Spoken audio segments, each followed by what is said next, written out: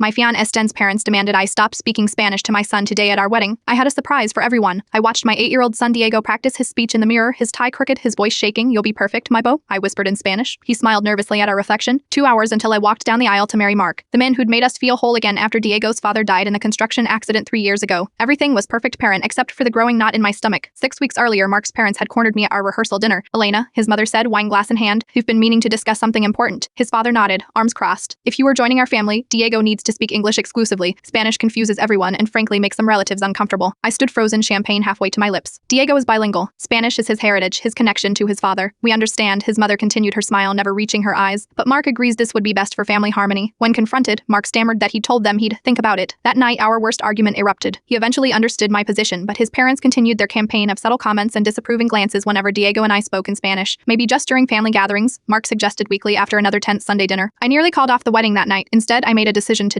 As I prepared to walk down the aisle, my phone buzzed. A text from Mark's sister. "Mom's telling everyone you've agreed to the English-only thing. Zama's you'll announce it at reception." I took a deep breath and adjusted Diego's bouton oyer. "Ready for our surprise, Mai?" He nodded, eyes bright. "Estoy listo, mama." The ceremony was beautiful. Mark's voice cracked during his vows, promising to love both Diego and me unconditionally. I believed him. It was his parents who needed the lesson. At the reception, Mark's mother clinked her glass, eyeing me expectantly before she could speak. I stood before our meal. My son has something special to share. Diego walked to the microphone, his small shoulders squared. He began speaking confidently in Spanish, a tribute to his father, his excitement about gaining a new dad, and his love for his heritage. Then without pausing, he silently entered to perfect English, translating everything he just said. "I am lucky because I can speak 2 languages," he concluded. "And today everyone in our new family is going to learn their first Spanish words." Wedding programs were flipped over, revealing Spanish phrases I'd secretly added. "Family has no language barriers and love speaks all tongues." Mark stood and kissed my cheek, then hugged Diego. "I am sorry," he whispered. "You were right." His parents sat stunned as guests enthusiastically repeated the Spanish phrases Diego taught them. Mark's nieces and nephews crowded around my son, begging to learn more words. Later, Mark's father approached me alone. "I was wrong," he said quietly. "Your son made me realize that today. Heritage isn't something you sacrifice for acceptance. Sometimes it's what finally earns it today. I gained a husband, but more importantly, my son kept his voice."